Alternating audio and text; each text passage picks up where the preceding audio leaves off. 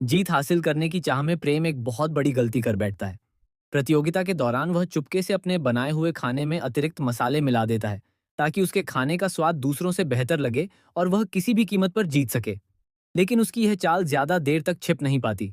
जज प्रेम की इस हरकत को अपनी आंखों से देख लेते हैं और तुरंत उसके खिलाफ सख्त फैसला सुनाते हुए उसे प्रतियोगिता से बाहर कर देते हैं। अपने किए की जिम्मेदारी लेने के बजाय प्रेम सारा दोष श्रुति पर डाल देता है। वह गुस्से में श्रुति से कहता है कि अगर उन्होंने उसे ऐसा करने की सलाह न दी होती तो वह कभी भी यह गलती नहीं करता। प्रेम का कहना होता है कि यह विचार उसका नहीं था, बल्कि श्रुति ने ही उसे समझाया था कि खाने का स्वाद बढ़ाने के लिए मसालों का इस्तेमाल करना जरूरी है। श्रुति अपनी सफाई देते हुए कहती है कि उसका मतलब केवल इतना था कि खाना संतुलित और स्वादिष्ट होना चाहिए, लेकिन उसने कभी भी नियमों को तोड़ने या चोरी छिपे अतिरिक्त मसाले मिलाने के लिए नहीं कहा था। प्रेम ने उसकी बात का गलत अर्थ निकाल लिया और जल्दबाजी में ऐसा कदम उठा लिया।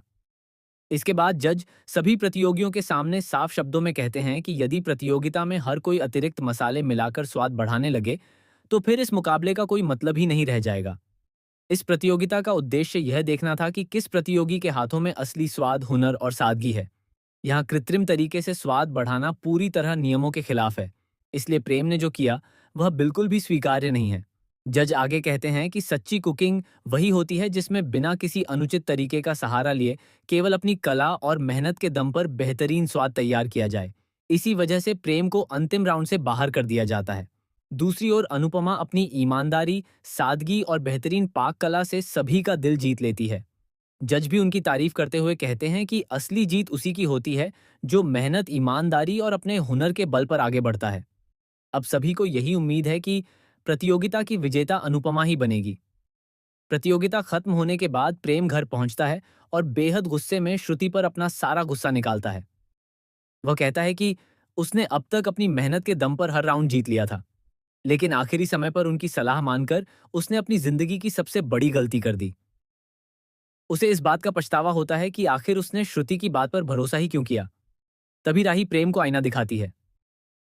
वह कहती है कि अब पछताने से कुछ नहीं होगा। जब से तुमने श्रुति के कहने पर नया कैफे खोला है और मम्मी यानी अनुपमा के खिलाफ प्रतियोगिता करने की ठानी है, तभी से तुम्हारे सारे फैसले गलत साबित हो रहे हैं। तुमने हमेशा गलत लोगों की बातों में आकर अपने रिश्तों और अपने करियर दोनों को नुकसान पहुंचाया है। इसके बाद परिवार का माहौल और भी ज्यादा तनावपूर्ण हो जाता है। प्रेम से साफ कहा जाता है कि अगर उसे श्रुति पर इतना ही भरोसा है, तो वह उसे अपने साथ लेकर कहीं और चला जाए।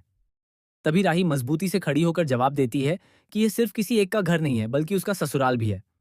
अब कोई भी उसे इस घर से निकाल नहीं सकता। अगर भविष्य में कोई फैसला होगा, तो वह केवल रिश्ते को लेकर होगा, और जरूरत पड़ी तो बात तलाक तक भी पहुंच सकती है। राही का यह सख्त जवाब सुनकर घर के सभी लोग हैरान रह जाते हैं और कहानी एक बेहद बड़े और चौंकाने वाले मोड़ पर पहुंच जाती है।